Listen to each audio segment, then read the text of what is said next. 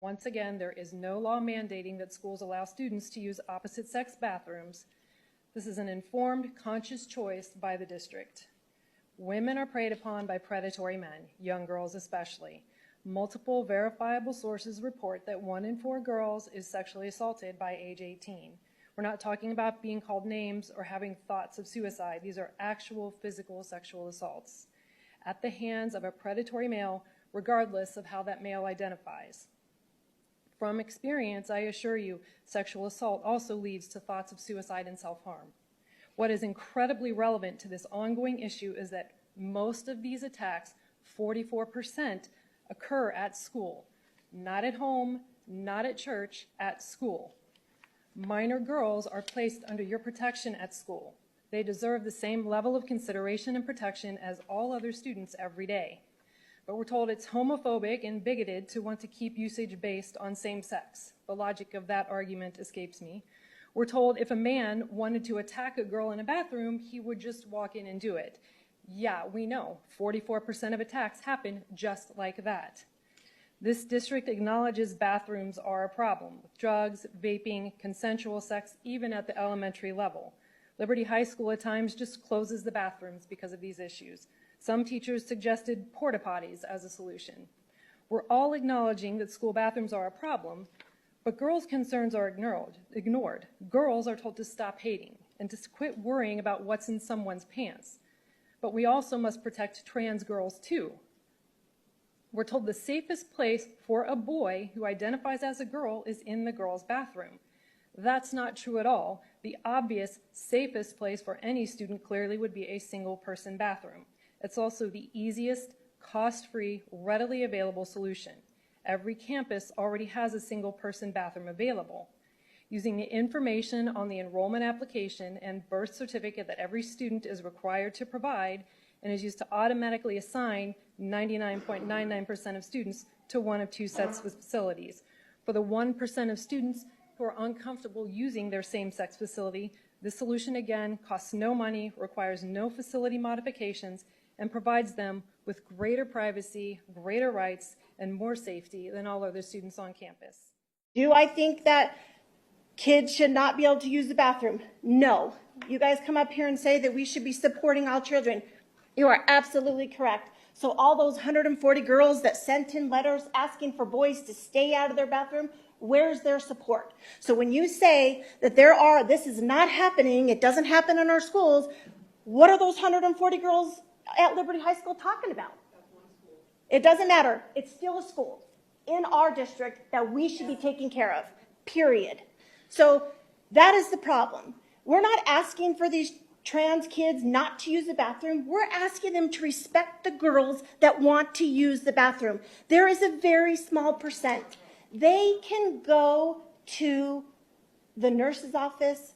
They can go to the staff's office to use their bathroom. You can't send 140 girls to the nurse's office. It just is more logical to send the 3 boys at Liberty who want to use the girls' bathroom to, excuse me, please. So I'm just saying that we're not transphobic. We're not, hey, you guys are up here calling us bullies, transphobic. Not once did I come up here and disrespect you. I didn't call you names. I didn't put you down for your views. But every time you guys come up here, you put us all down for our views. And not once have any of us done that to you. It's disgusting. And the sad thing is it's our teachers. It's our teachers who are teaching our children, and they're the ones being the bullies. It's disgusting.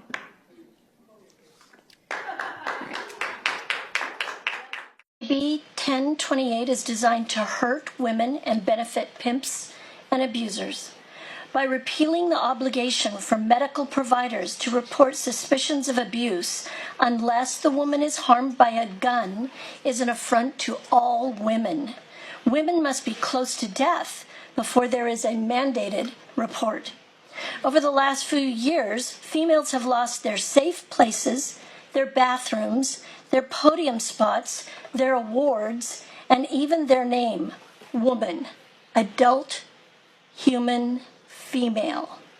This is one more move to erase women. This bill will permit abusers to beat the hell out of a woman, stab her, rape her, whatever else he wants to do with abandon. The medical provider will bandage her up, wipe away her tears, and send her right back into the arms of her pimp or abuser. That said, we do like the requirement that medical providers provide resources to the battered women, but that is insufficient.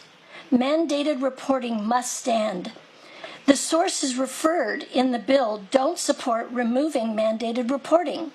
The Journal of Family Violence study did not independently confirm if the participants in the study were experiencing or causing the harm. Simply, the abusers could have been responding that they don't want the cops involved. The number one reason why the respondents who said mandating reporting is harmful was because their abuser would be placed in jail or investigated. But don't we want the abusers prosecuted? Domestic violence survivors are often financially coerced, traumatized, and have had their self-esteem eviscerated. We need to give them a lifeline. Why on earth does she have to be a victim of a gun violence before the police are involved? That's farcical. The crux of the problem is that women fear that reporting will subject them to further abuse.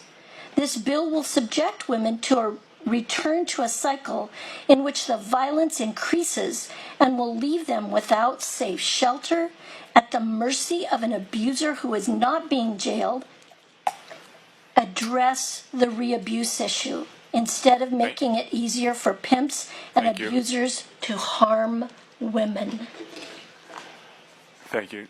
Okay. Why is the Democratic Party of Yolo County ignorant to the profound homophobia underpinning the gender identity movement? Upwards of 90% of homosexuals were gender nonconforming as children. Now, instead of reassuring these children it's okay not to fit outdated stereotypes, gender ideology tells little boys who like dresses and little girls who shun Barbie dolls that maybe they were born in the wrong body, so they should take puberty blockers that stunt them, wrong sex hormones that sterilize them, and have surgeries that make them medical patients for life. This homophobic movement is systematically sterilizing and mutilating future generations of homosexuals for profit. So why does the Democratic Party of Yolo County promote it? Another important question they must answer is why they continue to spread the dangerous myth that so-called gender-affirming care is suicide prevention. This misinformation is wildly irresponsible and inaccurate. It is irresponsible to tell parents and children they will kill themselves if not affirmed. It is also not true. The reality is, suicidal ideation comes from underlying comorbidities such as depression, ADHD, homophobia, anxiety, and trauma. Affirmation that one's body is wrong only adds to this distress. Furthermore, while those who adopt gender identities might say they want to kill themselves at higher rates than others, the tragic reality is completed suicide rates go up more than 19% after so-called sex reassignment surgeries. This terrible truth, as well as the increasing rates of detransition, led Sweden, Denmark, Finland, and the UK all to stop the medicalization of minors. Why hasn't the Democratic Party of Yolo County educated themselves on these facts? The time is fast approaching when all who participated in this toxic ideology will have to confront the evils perpetrated in its name. Very soon, everyone will come to know a detransitioner, maybe even one who was medicalized as a minor, when they could not possibly have consented to sterilization and genital mutilation. The question the Democratic Party of Yolo County should be asking themselves is, how will they apologize for celebrating it? Thank you. Please. Really? I have to follow that one? That's really what's going to happen? All right, I think my soul just left my body for a minute, so.